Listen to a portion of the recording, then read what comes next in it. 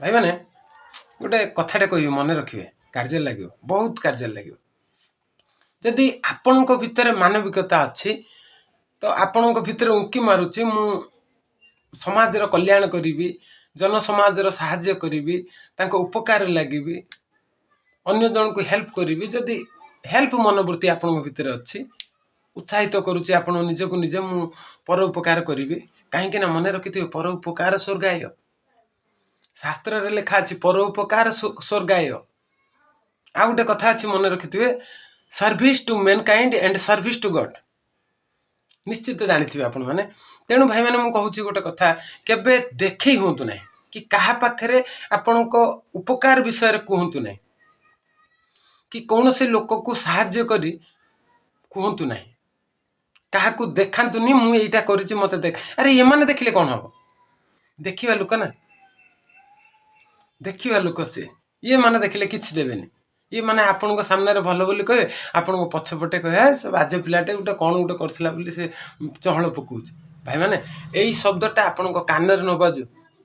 आपण को भल पाई कहूँ ध्यान दे शुणवे देखिए कथार अच्छी पूर्वज मैंने कही जाते लोक खाइबा दे केबे मुंड गणतु ना कहीं दबार किसी मूल्य रहा लोक साहाय्य करी उपकार करी लोक जो देखिए पुण्य करेंगे दान करेंगे ना से तुंड खोलें ये जो पूर्वज मैंने बहुत महापुरुष मैंने कथा लिखिं मु कहूनी मो पाटर मु कहूनी ये सब महापुरुष मान हस्तलिखनी या केबे ये कथाटी अमान्य हेनी मानिक चलतु ना जदि साहाय्य कर इच्छा अच्छी जदि उपकार कर इच्छा अच्छी निष्कपट भाव में निष्पाप भाव में सेवा करूँ आपन को जो रिजल्ट मिले ना आप खुद फिल करें आपण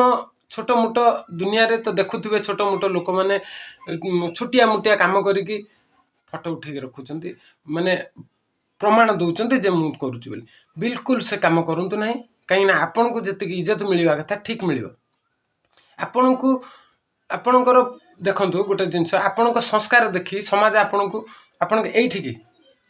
सम्मान करेंगे आपन को लगे ये कान कहवा सम्मान नियंतुनी जो लोक आपण मानविकता को देखुनी जो लोक आपण कथा को देखु से लोकर कथा बिल्कुल शुणुनी बुझीपार ना से मुझे भाई निष्कपट भाव निष्पाप भाव साहाय्य करूँ रिजल्ट देला वाला सी बुझे तो कथाटी मन रखिए कार्य लगे आजिका दुनिया रे चॉकलेट बिस्कुट देख फटो उठा लोक बहुत अच्छा आपण को मुझे आपड़ ध्यान दे मो कथाटी काम लगातु देखिए आप बहुत सक्सेस है रही भाई जय श्री कृष्ण।